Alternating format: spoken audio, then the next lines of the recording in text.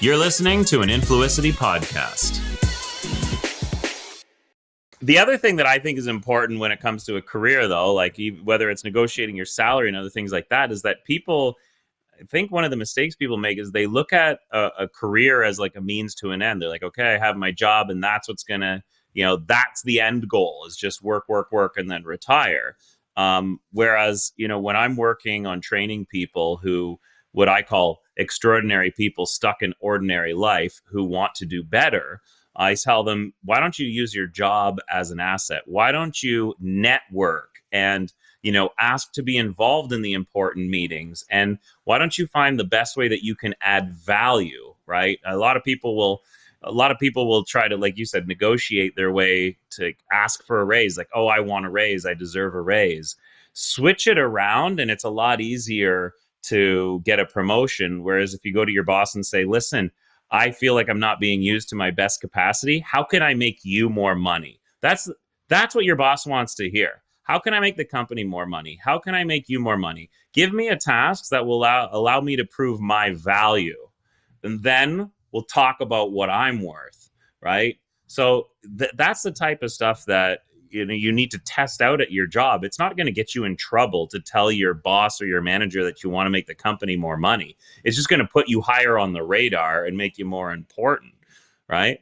And the best possible thing you can do with your career is to leverage it. And I mean that by, you go to get a mortgage, they're going to ask for your record of employment. They're going to ask, how much do you make? And how long have you worked here? And let me see your tax return from last year. So your job is actually one of the best tools you can use to start creating a second side hustle or another investment opportunity. 100%. And you're so right. Like, people are like, well, one day when I can leave and open a business, and one day when. Exactly. Use that stability. And that's something I wish I would have done, Scott. Like, I had a job and then just like left and then, and then did the entrepreneurial thing. And that can be really hard if you don't have that nest egg.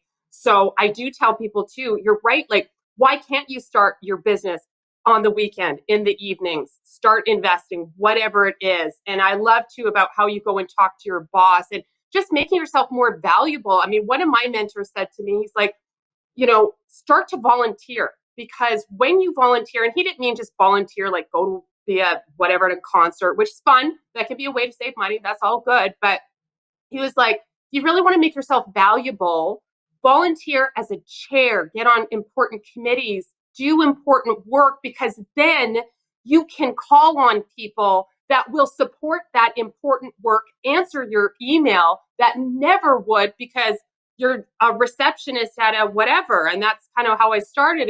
But I got on all these important, prominent committees that then you're calling the mayor and they're returning your email. So, it's crafting that bigger vision for yourself while you're doing any job. You can still start to build a vision wherever you are at whatever age. If you're 70 and you're wanting to start something totally new, or if you're 19 and just starting out, or anywhere in between. Absolutely. I love it. It's so good.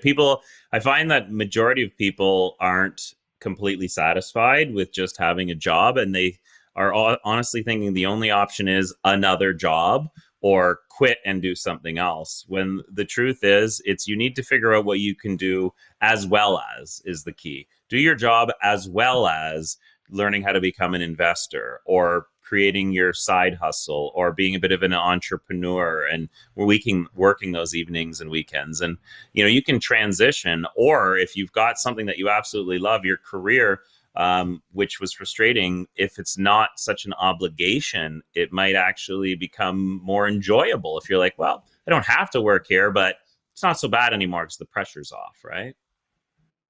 Exactly. And I think too, you're so right. People go from a job to another job, or to being an entrepreneur, thinking that there isn't going to be that pressure, that you've got all this wild freedom. That you're always, you have clients. And I think if you think of your boss in your workplace as a friend, Arlene also talked about they're a client, not an employer. Thinking of yourself, your mindset is totally shifted, because you're now like, how can I serve you? You're my client. You happen to be my only client.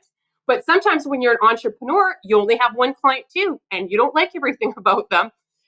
So when you have that mindset about serving your client, and that regardless of your job, if you're an entrepreneur, an intrapreneur, whatever term you use, that you're always you Inc. I actually wrote a whole book on it. And I know our friend Arlene also talks about this as well, about thinking of yourself as a corporation. And I wrote about this like 12 years ago, how start to think about your brand. What do you stand for?